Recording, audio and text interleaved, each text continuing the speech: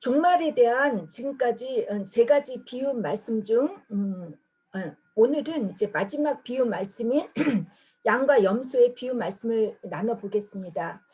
열처녀의 비유 말씀에서는 종말의 때를 준비하는 마음의 자세, 경계를 강조하셨다면 달란트 비유에서는 재림을 준비하는 자의 구체적인 삶의 열매를 강조하셨습니다. 마지막 오늘 여러분과 제가 나눌 이 세 번째 양과 염소의 비유 이야기에서는 반드시 심판이 따르는데 그 심판의 기준이 어떠한지에 대한 말씀입니다.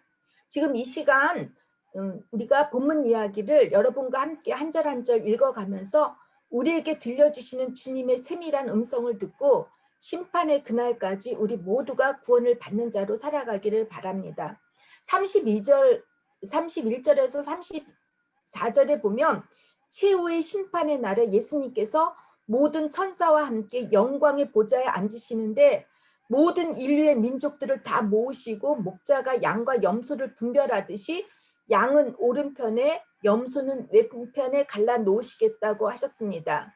주님은 분명 다시 이 땅에 오셔서 영원히 구원받을 자와 구원받지 못할 자로 심판하시겠다고 하십니다.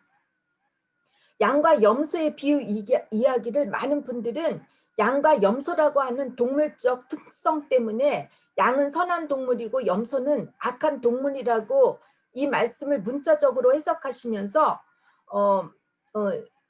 이렇게 해석하시는데, 염소가 악하고 부정한 동물로 간주되었다라면 구약시대에 염소를 제물로 쓰지 않았을 것입니다. 양과 염소의 비유 말씀은 동물적 특징 자체나 어떤 동물적 고유성으로 해석할 것이 아니라 양과 염소를 갈라놓는 것에 초점을 두어야 합니다. 고대 근동의 팔레스티나에서는 양과 염소를 함께 섞어서 보통 7대3으로 방목을 한다고 하는데 그 이유는 첫째, 목초지의 황폐를 방지하기 위해서라고 합니다. 양들은 풀을 뜯을 때 어린 잎사귀나 다 자란 잎사귀를 구분하지 못하고 때론 뿌리까지 뜯어 먹는다고 합니다. 풀이 드문 환경에서 뿌리까지 이렇게 없어지지 않기 위해서 염소를 함께 이렇게 방목하게 되면 염소들은 풀 잎사귀만 살짝 뜯는 것들을 하기 때문에 양들이 염소를 따라한다고 합니다. 둘째는 위험한 곳으로부터 양들의 생명을 보호하기 위함이라고 합니다. 초장이 드문 곳이기 때문에 풀을 뜯기 위해서는 높은 바위들이 있는 경사진 곳으로 이동을 하게 되는데 시력이 약한 양들은 낭떠러지에 떨어질 위험이 많기 때문에 염소와 함께 두면 염소는 늘 앞장서서 가는 성향으로 양들이 염소를 뒤따라가서 추락할 사고의 위험이 적다고 합니다. 세 번째, 양들은 더위에 약하여 그늘이 필요하기 때문에 자신들이 다른 양의 몸에 붙으려고 하고 또 풀을 뜯고 나면 움직이지 않으려는 성향이 있어서 혈액순환에 좋지 않으니까 활개치는 염소를 풀어주면 양들이 많이 움직일 수 있다고 합니다. 하루 종일 양과 염소가 함께 있다가 이제 밤이 되면 목자는 양과 염소를 갈라놓는다고 하는데 이 근동 지역은 여러분도 알다시피 일교차가 심한 지역으로 낮에는 무척 덥습니다. 그래서 이 염소들은 낮에는 좋아요. 양들에 비하면. 그러나 이 염소가 밤에 추위에 약하기 때문에 목자가 양과 염소를 따로 구분하는데 이 양들은 가장 바깥쪽으로 그리고 염소는 우리 안쪽으로 이렇게 갈라놓는다고 합니다. 이렇게 목자가 양과 염소를 분리시키는 것처럼 주님께서는 이제 심판날에 구원받을 자와 구원받지 못할 자를 분리시킨다고 하십니다. 양은 오른쪽, 염소는 왼쪽으로 나뉘게 하신다는 말씀은 오른쪽, 왼쪽이라는 이 방향과는 상관이 없습니다. 심판이 명확하게 분별해서 나눠진다는 것을 강조하기 위함입니다. 구약시대나 히람 문화권에서는 오른쪽은 영광과 존귀와 생명과 힘, 구원과 은총을 상징했고 왼편은 저주와 사망과 미련함과 힘의 상실을 의미했습니다. 35절에서 36절 그리고 42절에서 43절에 재판할 때 재판의 기준이 있는 것처럼 주님께서 심판을 하실 때 그 기준이 심판의 근거가 무엇인지에 대해서 말씀해 주셨는데, 의인들에 대해서는 내가 줄일 때 너희가 먹을 것을 주었고 목마를 때 마시게 하였고 나그네 되었을 때 영접하였고 헐벗었을 때 옷을 입혔고 병들었을 때 돌보았고 감옥에 갇혔을 때 와서 보았다고 하시며, 내 형제 중에 지극히 작은 자 하나에게 한 것이 곧 내게 한 것이라고 하시고, 그리고 왼편에 있는 자들에게도 똑같이 그러나 조금 다르게 내가 줄일 때 너희가 먹을 것을 주지 않았고 목마를 때 마시게 하지 아니하였고 나그네 되었을 때 영접하지 아니하였고 헐벗었을 때 옷 입히지 아니하였고 병들었을 때와 옥에 갇혔을 때에 돌보지 아니하였다고 그러시면서 지극히 작은 자 하나에게 하지 아니한 것이 곧 내게 하지 아니한 것이라고 하십니다. 최상급의 표현으로서 가장 작은 이는 여기서 키가 작고 나이가 어린 자들이 아니라 참으로 무가치하게 여겨지는, 그래서 사람들의 관심도 전혀 받을 수 없는 사람을 의미합니다. 사람들이 자칫 소홀히 여겨 관과하기 쉬운 사람들, 가장 보잘것없는 사람들입니다. 소위 가난하고 헐벗고 억눌리고 소외된 자들입니다. 보통 이런 사람들은 모두가 큰 자가 되고 싶어하는 양육 강식 적자 생존의 경쟁 사회에서는 이기지 못하고 패배를 당한 사람들이 나오게 되어 있습니다. 기득권의 권력에 희생당하고 억울함을 겪은 사람들입니다. 아무 것으로도 내가 베푼 선행에 갚을 수 없는 사람들입니다. 지극히 작은 자는 선한 사마리아 사람의 비유의 에스처럼 이웃의 도움이 필요한 자들입니다. 우리 예수님도 여러분 처음 태어나셨을 때 도움이 필요한, 말하자면 노숙자, 홈리스가 아니었습니까? 태어날 때 방 하나가 없어서 결국 어디에서 태어나셨습니까? 말구유 아닙니까? 이 땅에 섬김을 받으러 온 분이 아니라 인간을 섬기기 위해 오신 분이셨기에 십자가에 달리시기 전에 마지막으로 그의 사랑하는 제자들의 발을 씻어주시면서 그들에게 부탁하신 말씀은 이처럼 섬기는 종이 되라고 하셨습니다. 이웃을 내 몸과 같이 사랑하라는 말씀은 어쩌면 그 이웃이 바로 내가 될 수 있다는 뜻이 담겨 있습니다. 여러분, 바로 내가 지극히 작은 자가 될 수 있다는 것입니다. 제 지인 중에 서울역에서 사회복지사로 일하시는 분이 계십니다. 그분의 말씀에 의하면 노숙인들 중에는 어느 누구 하나 노숙인으로서 살 것이라고는 상상할 수 없을 정도로 과거에 학벌이나 집안, 스펙이 꽤 괜찮은 분들이 많이 있다고 합니다. 이런 분들이 말년에 노숙인이 되었고 쪽방에서 살고 있다고 합니다. 제가 이 말씀을 준비하면서 톨스토이의 단편 소설인 구드장이 마틴 이야기가 떠올랐습니다. 여러분 이 마틴 이야기 다 아시죠?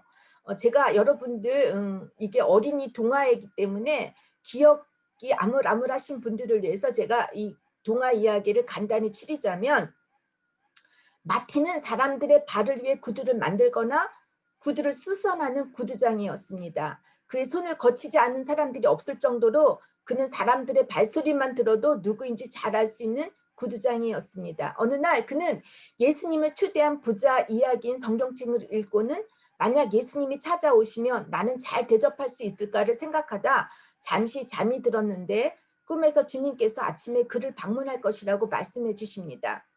다음날 마틴은 긴가민가하는 마음으로 주님을 기다렸습니다. 그런데 추운 겨울 아침 가게 문을 열자 그는 난로에 불을 지피고 그 위에 주전자를 올려놓고 있는데 늙은 청소부의 발소리가 들리자 마틴은 얼른 청소부를 불러다가 몸을 녹이게 하고 따스한 차 한 잔을 대접합니다.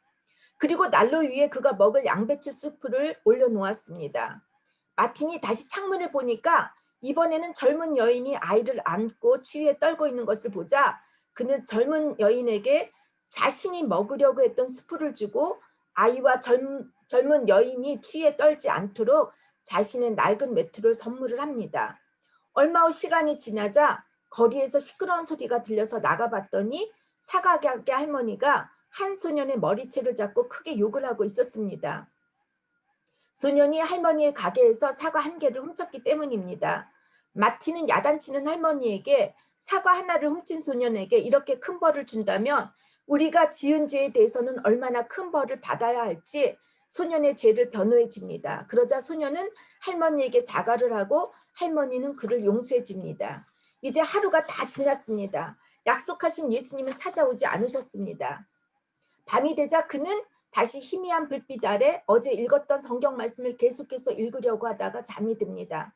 갑자기 그의 가게에 어두운 구석에 여러 사람들이 속삭이고 있는 소리를 들었습니다. 마틴은 그들을 알지 못했습니다. 마틴이 그들에게 누구냐고 물었을 때 나였네 하면서 어두운 구석에서 그 청소부인 스테판이 빙그레 웃으면서 걸어 나왔습니다. 역시 나였습니다 라고 아기를 안은 여인이 앞으로 걸어 나왔습니다. 이는 살며시 웃고 있었습니다. 또한 아기도 방글방글 웃고 있었습니다. 그리고 역시 나였네 하더니 가게 할머니와 사과를 든 소년이 이쪽으로 걸어왔습니다. 두 사람 모두 빙그레 웃고 있었습니다. 마틴은 깜짝 놀라서 모두를 바라보았지만 그들은 마틴의 눈앞에서 안개 속으로 조금씩 모습을 감추더니 사라져 버렸습니다. 구두장인 마틴은 꿈이 거짓이 아니었다는 것을 깨닫게 됩니다. 예수님은 마틴에게 말씀하신 대로 정말로 마틴에게 오셨고 마틴은 예수님을 맞이한 것이었습니다. 그는 어젯밤에 읽다가만 성경책을 계속해서 읽으려고 성경책을 폈는데 성경책에는 이렇게 적혀 있었습니다. 지극히 작은 자에게 한 것이 바로 나에게 한 것이다. 여러분, 이 톨스토이가 이 이야기에서 말하려고 했던 중요한 요점은 주님을 섬기는 것이 어떤 추상적인 것이 아니라 생활, 그저 일상의 생활에서 선한 행동을 하며 살라는 것입니다. 도움이 필요한 자가 바로 주님이시기 때문입니다. 주님은 거룩한 모습으로 교회 안에서 예배만을 받으시는 분이 아니라 우리들 중에 지극히 작은 자의 모습으로 우리와 함께 계시고 있다는 것입니다. 주님의 심판은 지극히 작은 자, 여러 사람도 아닌 그 한 사람에게 마땅히 해야 할 것을 한 것과 하지 아니한 것으로 영원히 살 수 있는 그 삶과 영벌, 영원히 죽을 수밖에 없는 것을 나뉘게 됩니다. 혹시 우리들 가운데 주님의 심판이 우리의 선한 행위나 봉사라고 국한할 때 하나님을 믿지 않아도 선한 봉사를 많이 하면 천국을 갈 수 있는 것이 아니냐고 이렇게 질문하실 수 있습니다. 그런데 여러분 아닙니다. 이 말씀은 하나님을 믿는 자를 위한 말씀입니다. 선한 행위 자체로 구원을 받지 않는다가 아닙니다. 예수님께서는 마태복음 7장 15절에서 22절에 나더러 주여 주여 하는 자마다 다 천국에 갈 것이 아니요 다만 하늘에 계신 내 아버지의 뜻대로 행하는 자라야 들어가리라고 말씀하셨듯이 아무리 우리가 율법을 많이 알고 말씀을 많이 알고 말씀을 잘 지키는 사람이라 할지라도 선한 행동에 대한 우리들의 마음가짐, 그러니까 율법을 초월한 사랑, 하나님을 사랑하는 것처럼 내 이웃을 사랑하는지 사랑을 하지 않는지에 대한 심판이 따른다는 말씀입니다. 이렇게 심판의 기준에 대해서 의인들과 악인들의 서로 이렇게 다른 반응이 이제 나타납니다. 이 두 부류의 반응의 공통점은 자기 자신들이 한 일을 알지도 기억하지도 못한다는 것입니다. 의인들은 자기들이 행했던 선한 일들을 기억하지 못하고 악인들 또한 그들이 행했던 악한 일을 기억하지 못합니다. 의인들이 자신들이 선한 일을 하고도 기억하지 못하는 이유는 제가 생각할 때 첫째, 선한 일이란 조금만 관심만 가지면 누구나 할 수 있는 일, 지극히 평범한 일이라고 생각했을 것입니다. 줄일 때 먹을 것을 주고 목마를 때 마실 것을 주고 나그네를 영접하는 이 세 가지 선행은 율법에서 제시한 것으로 반드시 지켜야 할 의무입니다. 그런데 이들은 이 세 가지 율법의 의무를 넘어서 다른 세 가지, 더 나아가 자발적으로 적극적으로 사랑을 했던 사람들입니다. 자신들이 선한 일을 잊어버렸다는 것은 둘째, 대가를 기대하거나 바라지 않고 했다는 것입니다. 도움의 선택이 내가 좋아하는 사람들, 내가 필요로 하는 사람들이 아니라 기대를 하지 않아도 될 사람들일 때 잊어버리기가 쉽습니다. 반면에 우리가 가장 사랑하고 좋아하는 사람들에게 사랑을 하게 되면 기대를 하게 되지 않습니까? 꼭 무엇으로 보답을 받기보다는 상대방이 단지 고맙다라는 마음만 가졌으면 하는 마음이 들 때가 있지 않습니까? 특히 가족한테 우리가 상처를 많이 받게 되는 이유는 나의 희생이나 봉사에 대한 보상을 기대하고 있기 때문입니다. C.S. 루이스는 그의 저서 네 가지 사랑, The Four Loves라고 하는 책에서 여러분 이 C.S. 루이스의 저서들을 여러분들 한번 읽어보시기 바랍니다. 저는 여러분들이 이번에 이 코로나라는 상황 속에서 할 일이 많이 없으신다면 집에서 참 많이 독서를 하시면 좋겠는데 제가 권하는 책 중에 하나가 C.S. 루이스입니다. 이 사람이 그 네 가지 사랑이라는 책에서 사랑한다는 것은 상처받을 수 있는 위험에 자신을 노출시키는 행위이기 때문에 분명히 우리의 마음이 아프게 될 것이라고 했습니다. 공감되지 않습니까? 우리가 오직 하나님께 드려야만 할 무조건적인 이 사랑이 인간적 사랑에게 바치기 때문에 그 사랑이 신이 될 수 있는 위험이 있다고 합니다. 그래서 결국은 우리의 사랑이 사람들에게 향한 사랑이 파멸로 몰고 간다고 했습니다. 그래서 모든 사랑에는 아픔과 고통이 내재하고 있기 때문에 이 아픔과 고통을 피하려고 애쓰지 말고 그것을 주님께 가져와서 주님께 바칠 때 하나님과 가까워진다고 가까워진다고 이렇게 얘기를 했습니다.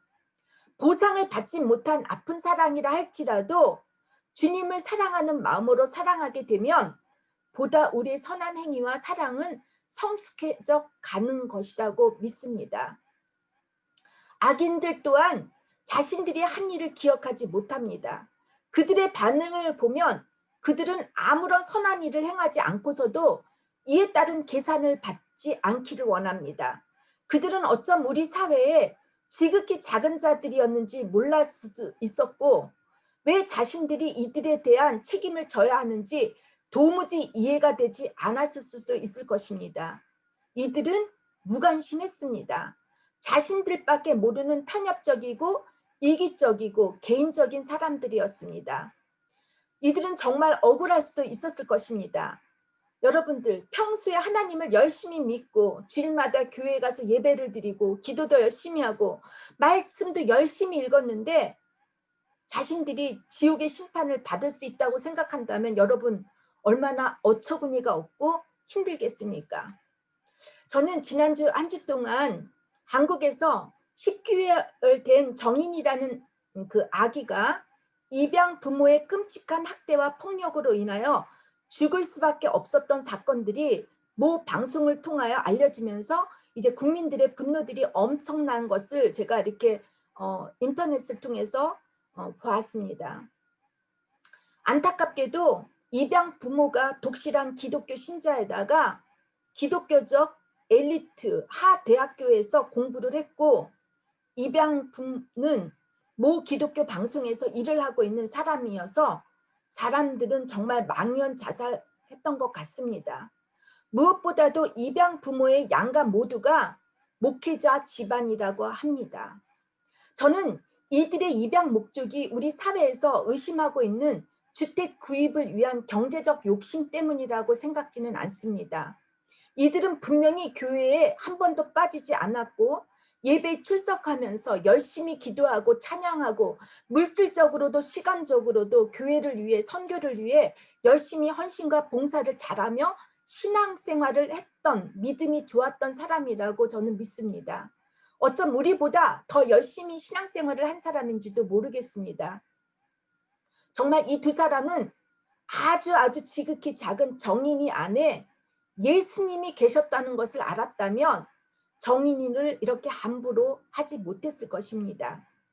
우리들 중에 한국에서 자라면서 또 우리가 우리 아이들을 키우면서 폭력에 자유로운 사람들이 있습니까? 여러분들 중에 자연여 교육이라는 미명하에 아이들의 영혼에 상처를 입히고 아이들의 영혼을 짓밟은 적이 없었는지 여러분 저는 묻고 싶습니다. 제가 예전에 하나님께서 회개를 시키실 때 그때 동생들을 제가 공부시킨다면서 체벌했던 기억들이 떠올랐습니다. 그것을 제가 회개케 하셔가지고 제가 제 동생들한테 잘못했다고 용서를 이렇게 빌게 했고, 우리 아들에게 한번 제가 체벌한다고 반장난식으로 아이들 방에 들어가게 해서 손을 들고 있으라고 했습니다. 근데 저희 아들이 좀 미련한지 저 같으면 손을 내리고 있었는데 제가 몰래 봤더니 손을 들고 있었던 것이에요. 근데 그 아이의 모습이 제가 기도할 때 떠올랐습니다. 저는 그 아이의 손든 모습을 보고 귀엽다고 웃었는데 그 아이의 마음은 얼마나 아팠겠습니까? 또 하나님께서 저를 회개시킬 때 심지어 강아지에게 끼니마다 밥을 주지 않았던 것도 회개시켰습니다.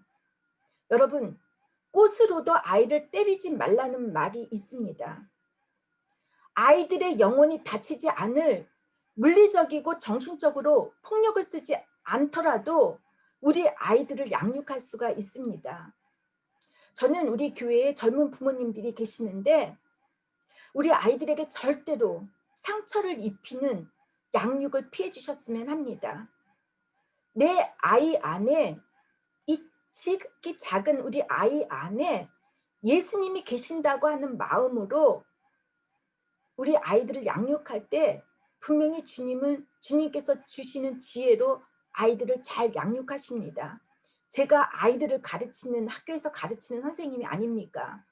정말 폭력이 없이도 얼마든지 우리 아이들을 건강하게 잘 가르칠 수 있으니까 여러분들이 아이들이 죽고 싶을 정도로 미울 때가 있죠. 그러나 이 아이 안에 주님이 계시다고 생각하면서 이 아이들을 정말 잘 상처받지 않도록 키우시기를 주님의 이름으로 부탁드립니다. 골로새서 3장 23절에 보면 너희가 무슨 일을 하든지 마음을 다해 주께 하듯 하고 사람들에게 하듯 하지 말라고 하셨습니다. 하나님을 믿는 사람들의 이중생활을 사도 바울이 지적한 것입니다. 성령의 거듭남이 없이 종교적 형식이나 율법적인 신앙에 갇혀서 주변에 대한 공감도 책임도 갖지 못하는 신앙을 주의하라고 하신 말씀입니다. 여러분, 복음은 추상적이지 않습니다. 내 삶을 변화시키지 못하는 신앙이나 신학은 불필요한 것이고 죽은 믿음입니다. 여러분과 저는 정말 하나님의 자녀처럼 우리의 말과 행동, 우리의 모든 삶이 주님께 하듯 두렵고 겸손한 마음으로 세상 사람들에게 선을 행하시기를 주님의 이름으로 축원합니다. 하나님의 심판의 기준은 감사하게도 아주 크지 않습니다. 모두를 구원시키기 위한 하나님의 보편적인 은혜입니다. 여러분, 구원을 위한 심판의 조건이 여러분 하나님께서 너 목숨을 바쳐라, 너 헌금을 다 내라, 재산을 팔아서 너 다 나를 위해서 하라 하시면 하실 수 있는 분들이 몇 명이 있겠습니까?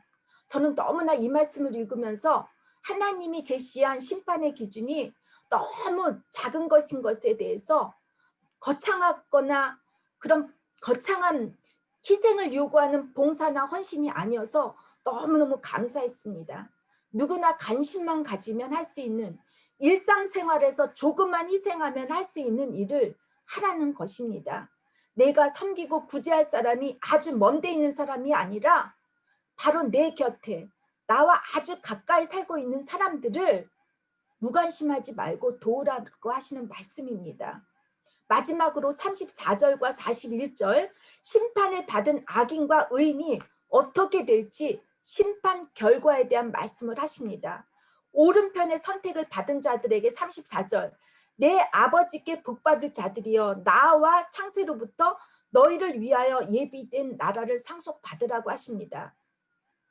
복을 받으자라는 말을, 이게 그리스어의 언어를 보니까 수동태 완료 동사로 쓰였습니다. 희생의 사랑을 베푼 그 시점부터 줄곧 하나님께서 은총을 주셨다. 그러니까 은총을 받았다는 것입니다. 복이라 함은 여러분, 영원까지 하나님과 함께 사는 삶을 누리는 것을 의미하지 않습니까? 여러분, 우리는 죽어서 하나님 나라에 가서 하나님과 있는 것이 아니라 바로 지금 우리가 살고 있는 이 세상에서 하나님과 함께 하고 있다는 것이 얼마나 놀라운 복입니까? 만약에 여러분들 삶 속에서 하나님이 함께하지 않는다면 얼마나 끔찍한 일이겠습니까? 반대로 왼편에 있는 자들에게는 41절 저주 받은 자라고 하시면서 나를 떠나 마귀와 그 사자들을 위해 예비된 영원한 불에 지옥에 들어갈 것이라고 하십니다. 저주 받은 자들 역시 과거 수동형으로 과거로부터 이미 저주를 받았는데 그 시점이 내가 희생적인 사랑을 베풀지 않았던 그때부터 이미 저주를 받았다는 것입니다. 저주란 정죄하다, 판결하다, 운명짓다, 재앙을 빌다라는 뜻입니다. 저주는 하나님의 기준을 지키며 사는 것에 실패했기 때문에 영원한 지옥의 뜨거운 불 속에서 고통을 받는다는 것입니다. 지옥에 하나님이 계시겠습니까? 없습니다. 하나님의 선하심에 부재가 없다라는 것입니다. 여러분 이제 말씀을 맺기로 하겠습니다. 주님의 종말에 대해서 제가 이제 3주간 걸쳐서 나눠봤습니다. 여러분 어떻게 생각하십니까? 종말은 반드시 있습니다. 주님이 재림하시는 날이 세상의 끝입니다. 그날은 예수님도 모르고 오직 아버지 하나님만 아신다고 하셨습니다.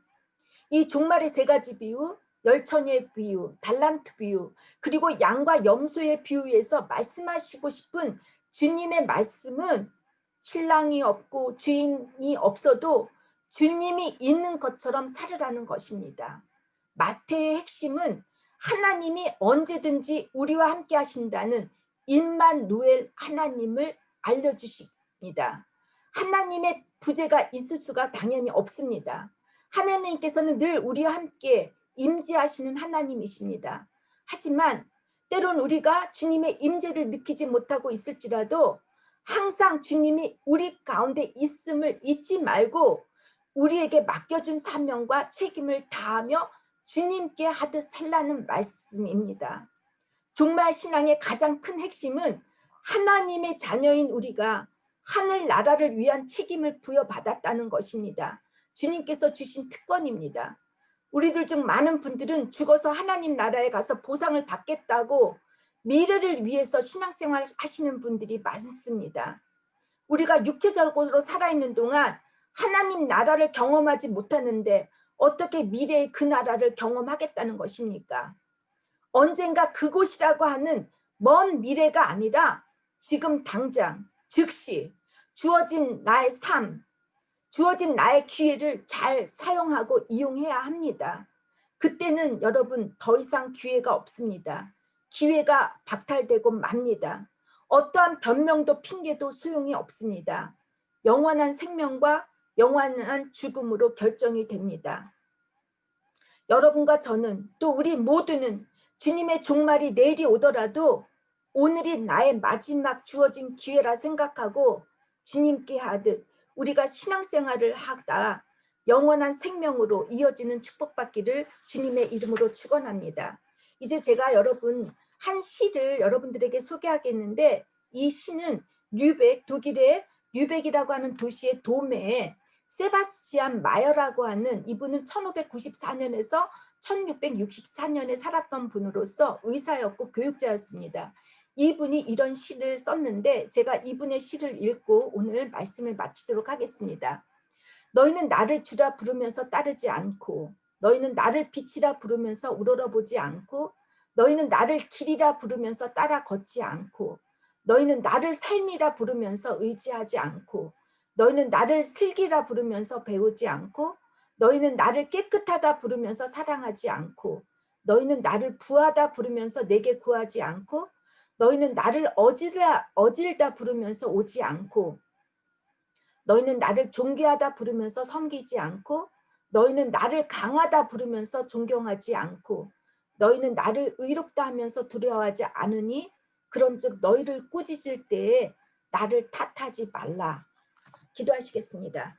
지금은 세상 끝날까지 우리를 버리지 아니하시고 함께 하시는 성자 예수 그리스도의 은혜와 무한하신 하나님의 사랑하심과 우리를 진리 가운데로 인도하시는 성령의 감화와 감동하심과 교통하심이 이제로부터 영원히 함께 하시기를 간절히 축원하옵나이다.